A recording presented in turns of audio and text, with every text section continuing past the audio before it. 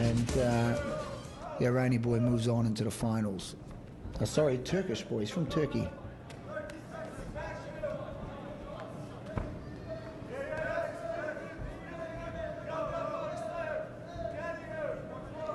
This is a good fight. Yilmaz's a very strong boy, very, very strong. I shook his hand. He almost broke my hand at the press release.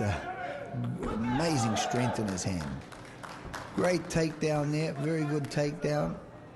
He hit the ground hard. I don't know whether this boy is going to be able to get up to carry on. Will number 60 get up to carry on? I would say ladies and gentlemen, winner by technical knockout, red corner. He has 3 seconds from hitting the ground to be able to get to his feet, so that would be classed as a nip-on. Another Taekwondo boy here. This boy is strong fighter. He's up against Nasser, who's another strong fighter out of the Middle East.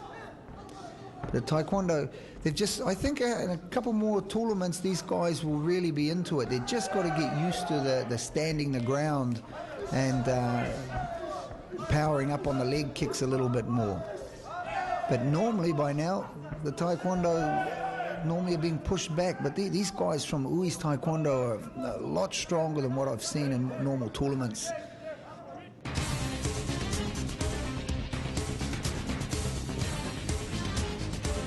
Ladies and gentlemen, we're now at the 13th fight. This is going to be a good one. It's coming up against Hiraki. Hiraki is one of Japan's strong fighters from the Barakudan Kaikan.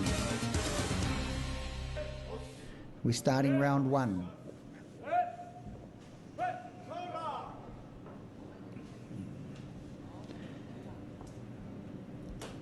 These two fighters are known to be strong. Hiraki is a well-known fighter in Japan, very strong guy, and it's quite strange because now he's coming up against one of the fighters from Siwakai, from Brazil. Normally these Brazil fights and Japanese fights are very good when they're mixed. It's a message from our sponsors there, Goodfellas, supporting all the fighters that have come across, and Harley Davidson.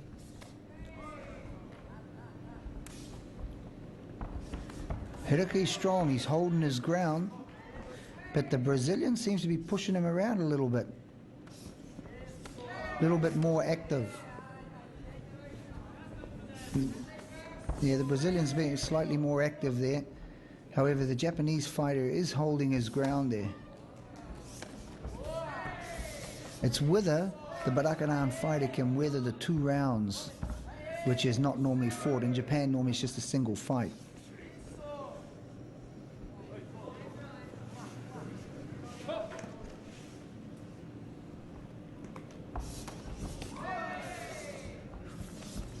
Good knees from the Brazilian fighter. Oh, there's a good axe kick. It just missed. It's obvious, yes, it has hurt the Japanese fighter. You can see him, he's favouring his arm a little bit. There, the power in that right hand's gone now.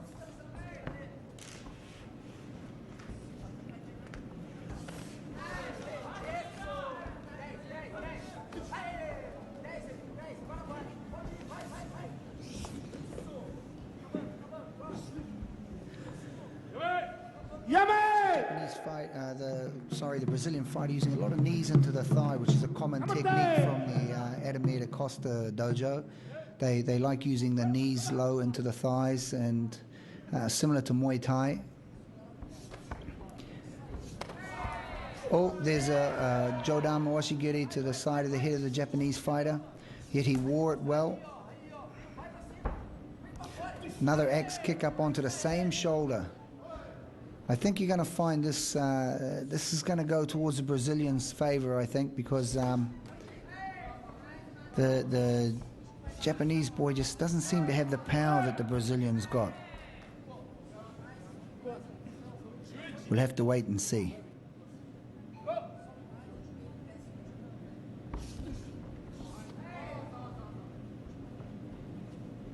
Mind you, when you look at it, technically wise, the Japanese fighter is is maybe a little bit more in control of the movement around the floor.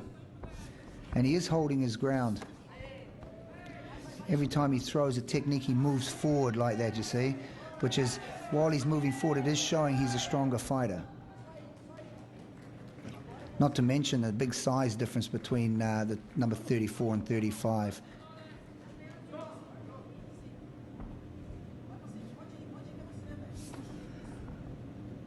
There's a strike to the groin. The referee is, he's not accepting it. The referee's not accepting the groin strike. He said it wasn't. It's groin kick, groin kick. Okay, they've given him time. Sometimes the referees don't see exactly what goes on. Then the Shihan sitting at the top there, they can override the referee's decision, and normally they just announce it.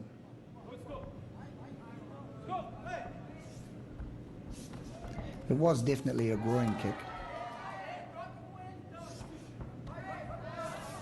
Strong. You see that the Japanese fighter is moving the Brazilian around.